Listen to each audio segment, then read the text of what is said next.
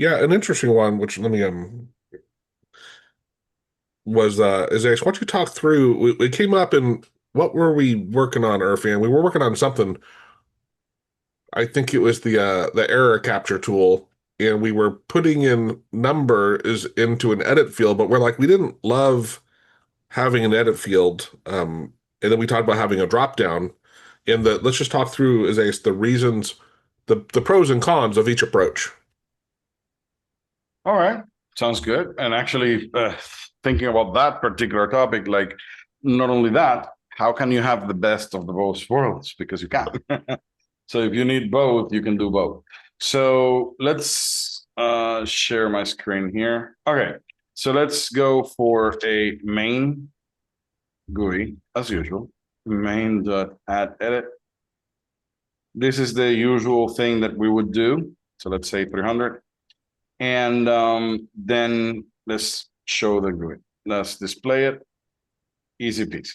So we should have an edit field on a GUI. One of the things that you have here is a box in which you can freehand type whatever you want. All right. Sometimes you want to lock that in to something else. So let's go ahead and set the font a little bit bigger. I guess this would be a little bit better, more readable. And you have a few options to kind of like lock these numbers in, and you don't want other people to type something else than numbers. Well, you can add the option here to be a number, but you still have some other problems, even if you do that. So let's say that you said, hey, I'm going to allow numbers. Well, when you press a character now, it will tell you, hey, that's an unacceptable character. Let's go ahead but let's say that, and we have found people that do this. Some people just want to check the bounds of your program. Well, if you have an edit field that you have to put a number and your program is checking that number and it is within a range, let's say it is from 1 to 100, there will always be somebody that is going to try 101. They're going to just try it. So now the problem here becomes, okay, I don't want to be checking every time you hit enter what number you input and check that is within the range, which is one way that I can do it. I want to force you to not be able to type 1,200, so I just don't want you to type something in there. I just want to limit that. That's where the edit field kind of becomes a little bit more cumbersome, because at this point, yeah, that's a lot of work. You would have to be having an event, right? On that event, by the way, for anybody just wondering, an event is simply a loop. It's going to be a loop in your program, probably not created by you. Maybe the operating system checks that loop or whatever. But the point is, in the loop, the operating system is asking, did this thing change? Did this thing change? Did this thing change? Oh, it changed. Let me notify the program. So every time you make a keyboard press, the operating system is going to notify you, hey, the edit box just changed. That's one of the events that you can do on event change. And basically what you would have to do is on event change, you would have to call a callback, which is a function that gets called by an event. And the callback at this point would be enforce range. And now you have to do a lot of work, because now you have to take a look at the value of the control and so on. And if the value is more than whatever it is, you have to drop that number into the value. A lot of little things. You have to do the whole work yourself. Why do all that when you can just simply create sort of a drop down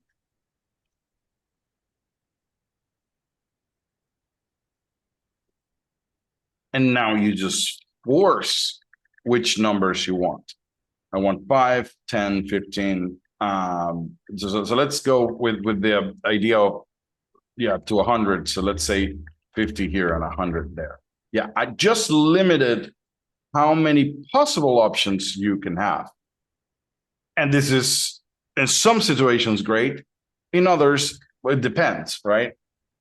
You just have to think about your program and realize whether this makes sense. So, for example, one place that I saw this showed up is it was in a function that you had to pick how many days you wanted to keep some history, right? Now, do you really want to keep the history for 1,250 days?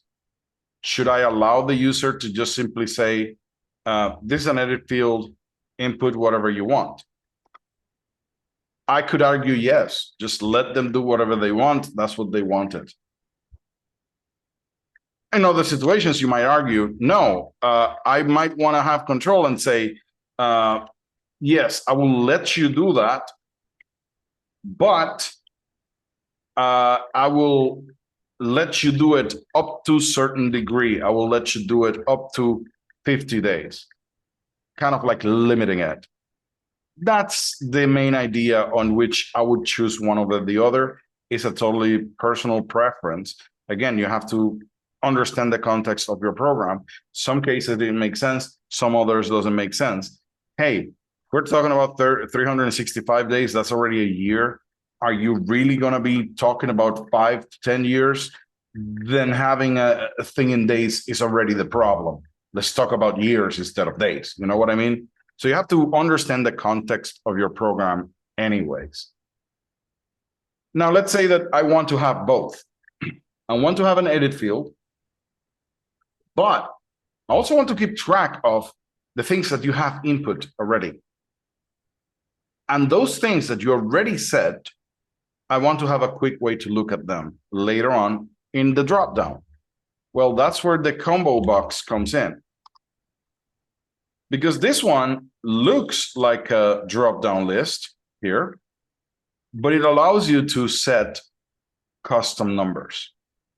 So what I would do, and this is very easy to set up, is to have a way, let's say that I have a button here,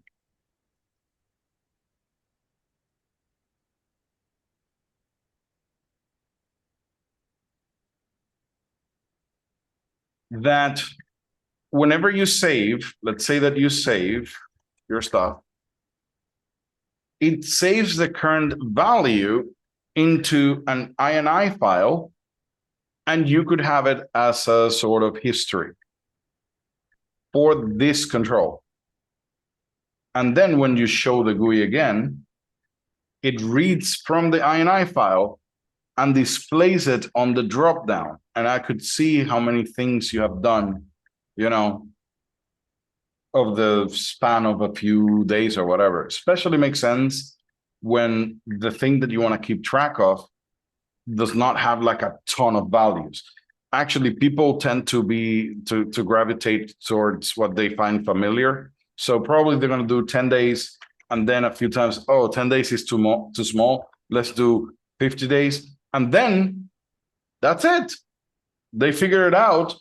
And you just want to have a quick way to go back to 10 without you having to type it again. That's how I would do it. I would definitely, I can show you real quick how that goes if nobody else has any other questions. How can you do that part? I think there's some other stuff that's important to bring up while we're here, Isaias. Yes. It has to do with when you capture from all those that you listed, and I'll bring up a couple others here in a second. The type of variable that's captured returned, are those always the same from AutoHotkey's perspective? Was it sometimes an integer and sometimes a string, you know, depending on the edit field or whatever? No, so if you have an edit field, whatever gets captured is looked at as a string always. Even if it's just a number. Even if it is a number, yes. So you have to be very, very careful with that. Actually, there was something very funny. I was wondering, there was a piece of text and I was wondering, okay, why are we forcing a string in here? And it was a drop-down list. And this is a very important distinction. So let's say that you put numbers in here, 10, 15, 20, 25. Let's do this. Let's make it a different number. 2, 3, 10, not 10. Let's do it up to 5 so that I could show you and test what I'm saying here. So we have a few numbers and we have only 5 spots for it. Now let's grab this control. It is a drop-down list, so I might as well name it DDL. Now this guy, you have a command or a method called choose. So you can definitely choose one of those items automatically.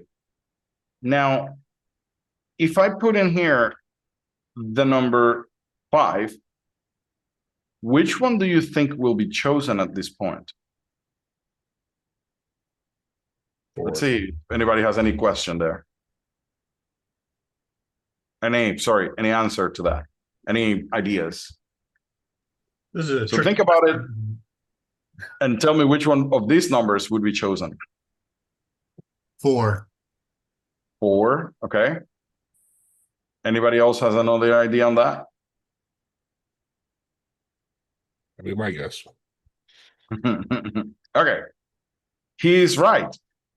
4 would be chosen because that's the 5th element on that list.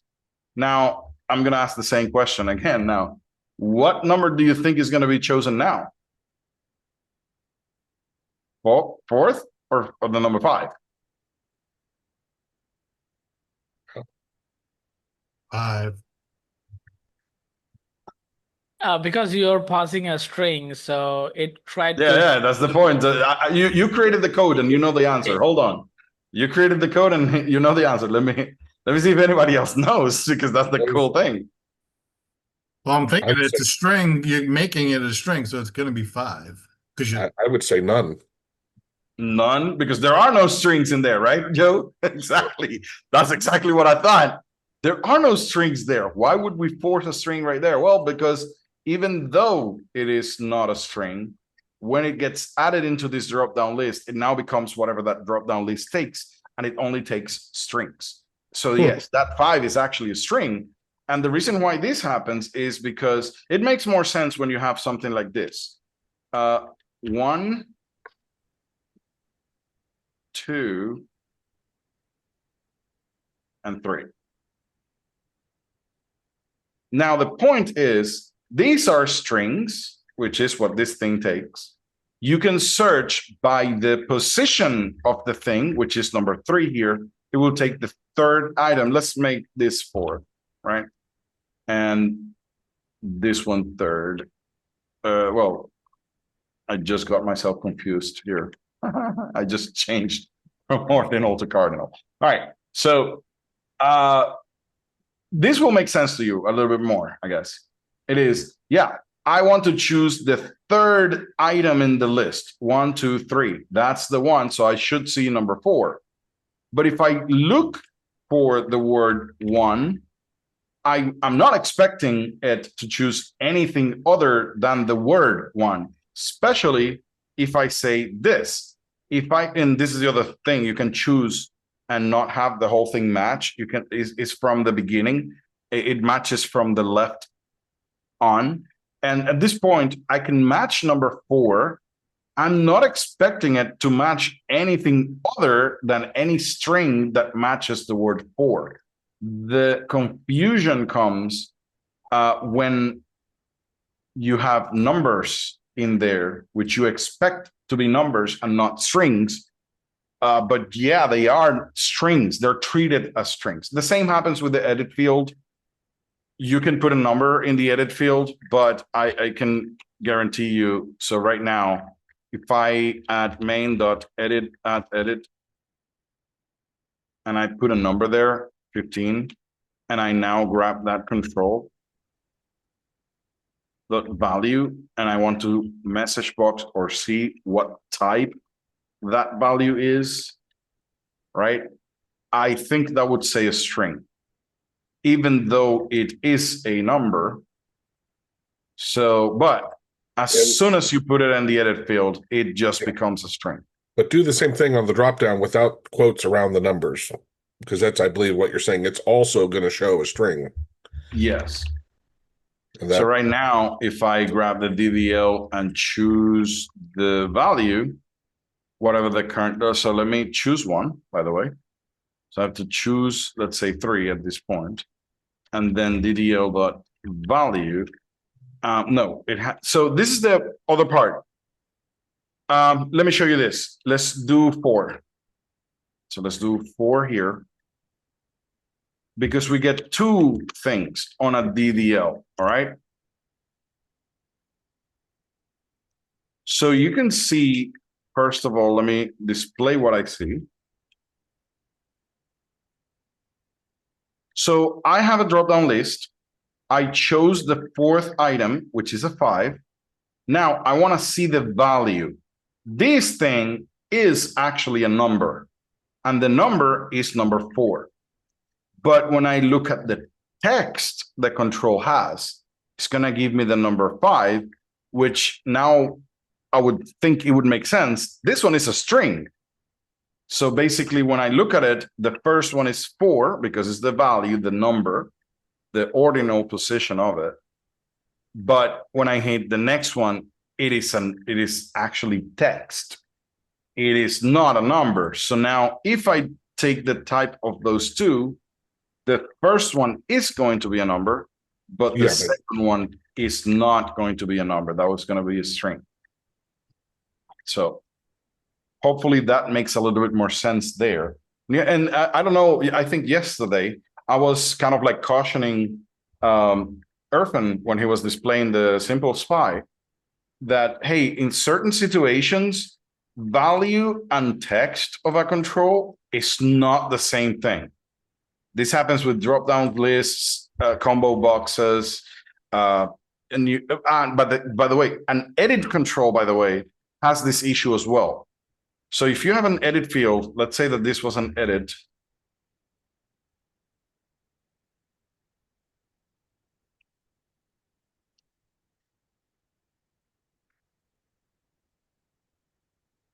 This right here, let's say that this is my control. Interestingly enough, they will look like the same to us, all right? This is the interesting part. These 2 things will look exactly the same, okay? 1 and 2. You didn't see any differences. But it just so happens that they're not even close the same because of one little thing. Does anybody knows what that is? Any ideas of what might be the problem there? Why those 2 are not the same? Let me see what Nick says. Okay, no, he was talking about the new line. New line is screwing things up to make it not string. Well, it will make it a string. They're both strings. The problem is when you capture the value, you will get the raw data that is in there. It's going to look like this, exactly like this. It's not going to be changed in any way. As soon as from an edit field, you capture the text control, all new lines get converted to carriage returns, like new line carriage return. These conversions happens for you. It's kind of like switching between when you're web scraping between HTML and text, right? And, exactly. So you must be careful, right? In certain situations, you must be extremely careful about what value and text are, because they might be totally different types. They might be totally different things. But at this point, Joe, if I put a number right there, it doesn't matter what number it is. Sure. That, as soon as I put it in this control, it gets converted into a string, because this can only take strings, string values. Hopefully that makes sense. And for now, like, yeah. And you don't have to show it, but the other thing I was going to say, which I know we've talked about a lot, Isaias, in creating your GUIs, if you only have 2 or maybe 3 options, you can do like a radio, button, radio things with your value there. But once you get past 3, it just starts taking up so much room in your GUI that we usually switch over to a dropdown, or some sort of an edit field where now it doesn't take up all the space. That's great. Let me just open the resource finder, which is a very good example of that. Yeah. Okay, so right here, as you can see, we do have, whoops, that thing. All right. Don't do that then. Okay. So as you can see here, we do have a radio button here, and we have a drop down here. Then why both work exactly the same? You can only pick one at a time, right? I cannot pick two two options in this drop down list, and I cannot pick 2 radio buttons either. So how can I make it like, why would I choose one over the other? And Joe just hit the nail on that. Yeah. Do you imagine yourself having 5 or 10 of these? Okay, let's think about this one. Would you imagine having all these many radio buttons? And I've seen programs that have this, like 10 radio buttons, and you have to pick one. Like, for example, I remember a program that had to do with converting media. So pick your extension, your file extension, and then they had 20 file extensions and 1 radio button. And I was like, you're killing me, dude. So yeah, imagine just having 1 button for each of one of these. No, that doesn't make sense. As soon as you go from this makes sense, 1 or 2, that's it. You know, there's gonna be one of the 2, and probably 3. You know, as soon as you go over 5 or 6, you know, like, just think about a drop down. They do the exact same work. It's just that the drop down is more compact. That's the idea behind it. And this is where, like I said, I have a master's in market research, right? I used to build surveys. It's all I did for a long time.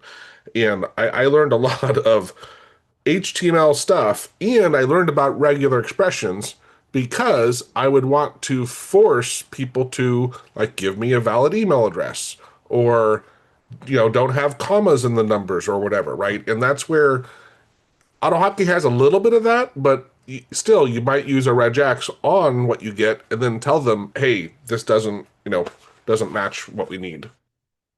Right. Or just clean it up. Let it take it what you give. If it's good enough where you can predict what they might put in a comma, I'll just strip out the commas. Okay, now I know it's all digits. All right, we're good. Yeah.